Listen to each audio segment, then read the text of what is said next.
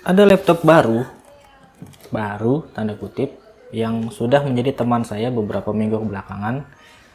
Ini Dell Latitude 7490.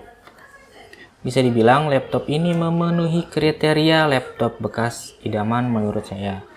Dia kuat, displaynya enak dipandang, keyboardnya nyaman, portnya melimpah, mudah di-upgrade, dan perawatan juga mudah, dan yang paling penting harganya yang di luar dugaan.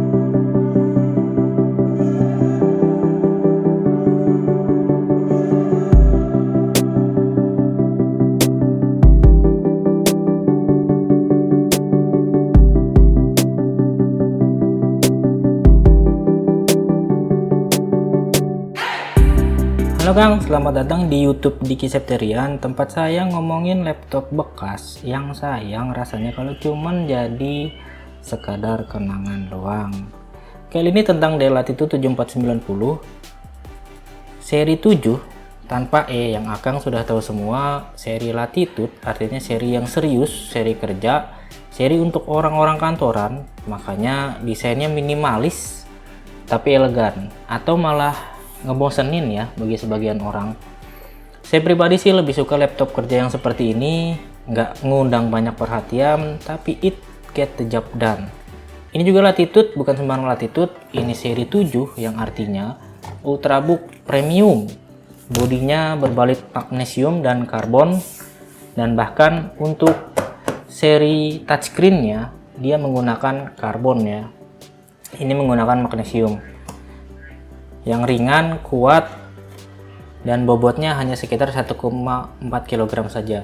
Finishingnya juga halus, tidak ada sudut-sudut yang tajam, dan di bagian palm rest ini, telapak tangan ini begitu halus, begitu lembut, karena dia menggunakan material jenis soft touch ya, ada rubber-rubbernya gitu yang nyaman. Tapi mungkin nanti lama-kelamaan ini akan ada bekasnya kelihatan. Dan sampai sini mungkin Akang juga sadar, tidak ada lagi E. Tanpa E, angka 7, tidak ada E7490. Kenapa? Karena memang sudah tidak ada lagi opsi untuk menambahkan docking, e-docking di belakang sini. Dia berganti ke USB-C docking. Kita ke bagian display. Displaynya ini dia 14 inci ya, karena namanya 74 artinya 14 inci. Kalau 72 12 inci, 73 berarti 13 inci. Mudah seperti itu saja, walaupun speknya nanti juga akan berubah. Nah, bagian favorit saya salah satunya adalah displaynya ini. Dia ini mate ya Kang ya, matte. Jadi IPS Full HD matte, anti mantul yang memang bikin adem di mata, nggak glossy gitu, nggak mantul. Tapi walaupun berjenis doff, kontras dan warna tetap baik ya Kang. Cakupan sRGB-nya kalau nggak salah 98%, sedangkan Adobe RGB-nya mencapai 62%. Tapi kalau memang nanti Akang mau beli, hati-hati, pastikan lagi karena masih ada spek yang hanya HD saja ya. HD, aduh, di tahun 2021 atau sebentar lagi tahun 2022 masih pakai laptop HD. Rasanya sayang banget Kang. Bagaimana dengan keyboardnya? Ya, walaupun keyboardnya nggak sebaik Dell Latitude E6440 yang masih model zaman dulu ya, ini kan sudah chiclet, dia sudah terpisah-terpisah, tapi keyboard ini rasanya familiar, sangat enak, sangat empuk dan nyaman serta fungsional. Baris atas ini dipenuhi tetap dengan tombol F dan Fn ya, bisa digabung. Dan bagian salah satunya ini F4, ini sangat berguna sekali untuk mute mikrofon ya saat meeting online atau Zoom, jadi ada tandanya LED. Sedangkan di sini juga ada mute speaker ya, nah ini sangat membantu sekali. Dan posisi ini bisa kita rubah-rubah locknya, tinggal Fn dan escape saja, jadi kita bisa merubah-merubahnya. Di sini juga ada tombol untuk mengatur lampu keyboard. Ini keyboard backlit ya Kang, jadi nyaman sekali kalau digunakan saat kondisi gelap ya, kurang cahaya. Dan ini untuk brightness di atasnya.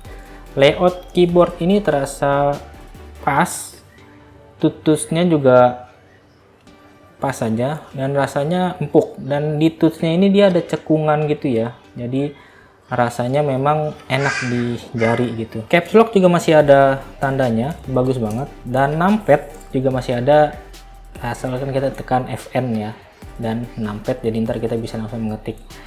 Dan seperti juga ThinkPad, ini ada track point, tapi track pointnya ini warnanya biru dan modelnya cekung juga, dan ini masih enak, masih juga saya gunakan kalau memang tidak menggunakan mouse ya. Saya bahkan jarang sekali menggunakan ini, walaupun touchpadnya ini juga sudah sangat baik, lebar, luas, dan Windows Precision juga ini luar biasa, jadinya akan mempunyai pilihan banyak ya. Walaupun ada salah satu yang saya rasa aneh, tombol delete-nya ini terasa kopong.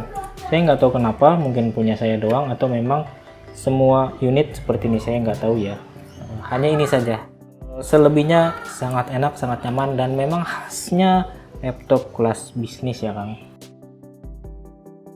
Untuk performa sendiri, Dell Latitude 7490 ini didukung oleh Intel Kaby Lake R alias Gen 8, yang kata Intel sih performanya 40% lebih tinggi dari generasi sebelumnya si Kaby Lake asli ya. Dan laptop yang saya gunakan ini menggunakan Intel Core i5-8350U yang memiliki kecepatan 1,7 sampai 3,6 GHz. Dan kabar baiknya, karena ini generasi ke-8, dia sudah memiliki 4 inti walaupun i5. 4 inti dengan 8 thread atau untayan ya. Jadi peningkatan yang lompat lumayan tinggi dibandingkan bahkan i7 Kaby Lake yang masih 2 core dengan 4 untayan ya. Ya walaupun kecepatannya beda juga, tapi dengan adanya 4 untayan, kerja-kerja rendering jadi lebih terbantu ya. Tapi perlu diingat juga, graphic processing unit alias GPU-nya masih juga tetap mengandalkan punya Intel UHD 620 yang belum terpisah, belum ada GPU terpisah, belum pakai Nvidia atau AMD. Jadi untuk kerja-kerja 3D atau game-game serius lainnya akan boleh melirik laptop yang lain. Pengalaman saya sih menggunakan laptop ini untuk kerja ya, hari-harian, untuk office, browsing, YouTube, untuk Spotify-an, dan sesekali editing foto ataupun editing video masih oke-oke aja, masih sangat bisa diandalkan. Dan saat saya butuh hiburan, saya main game, main PES 2017, frame rate terjaga di 60 frame per second. Walau settingan tetap rata kiri, tapi sudah sangat smooth ya, bagus. Dan saya juga tidak merasakan gejala panas berlebih dari laptop ini. Tidak ada terasa panas sekali di tangan, tidak. Dan keluaran suara atau tingkat kebisingannya juga tidak bising ya. Jadi laptop ini benar-benar kalem, adem. Walaupun nanti kalau rendering atau editing dia mulai terdengar suara fan-nya mulai meraung-raung gitu. Ya nggak apa-apa, wajar juga kan, karena memang butuh untuk mendinginkan CPU itu sendiri ya.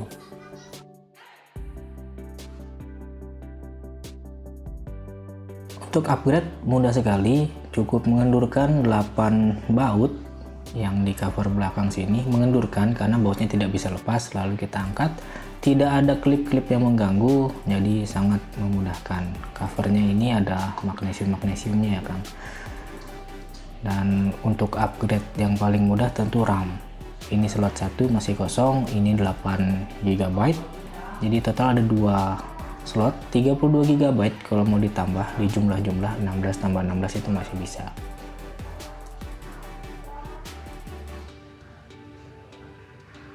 Dan kemudian SSD ini M.2 SATA 2280 ukurannya.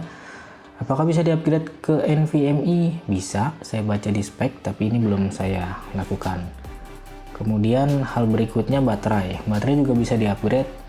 Ini 60 Wh, tapi rasanya bukan asli ya, karena terbaca 39 Wh saja. Ada model 60 Wh asli ya.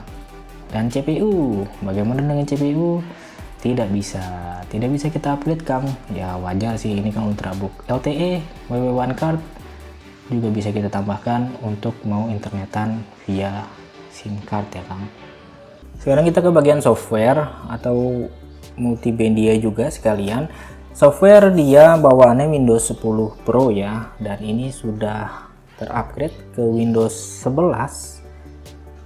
Ini sudah jadi Windows 11 dan saya baru saja mengupgrade-nya ya, jadi baru merasakan Windows 11 yang bling-bling, celing-celing. Asli apa enggak? Asli tentunya. Akan bisa cek di activation kalau ternyata activation state aktif dan digital license ya. Nah, untuk multimedia, kamera kelihatan nggak? Kamera ya HD biasa aja, jadi nggak ada yang istimewa. Untuk sekedar meeting online zoom-zooman gitu ya oke-oke aja Kang. Dan untuk audio sendiri, speaker stereo ada 2 dia, 1 2. Rasanya sih biasa aja ya, kayak laptop kebanyakan, nggak istimewa. Dan saya masih lebih menyukai keluaran suara dari Dell E6440 yang nyaring, bening, dan luas gitu perasaannya. Kalau ini sih kayak laptop biasa aja, nyaring juga tapi cempreng gitu. Tapi untungnya di bagian jack kalau kita pakai earphone, suaranya itu lumayan, dia bisa nyaring, luas, juga bening juga gitu. Dan kalaupun kita nggak suka dengan keluaran suara langsungnya, kita bisa mengatur dengan Waves Max Audio Pro yang sudah dibawa langsung oleh si Dell ya. Dan ini peningkatan versi dari sebelum-sebelumnya. Tampilannya juga bagus, menarik lah gitu, dan kita bisa mengatur. Ketidakadaan SD card, nah itu sangat mengganggu juga karena kecepatan dari card reader juga kan beda-beda dan bisa jadi malah lebih lambat. Laptop harga 6 jutaan dapat Intel Core i5 Gen 8 dengan RAM 8GB, SSD 256, layar Full HD matte dengan material yang baik banget, bukan cuman plastik yang murahan. Silakan kamu memutuskan.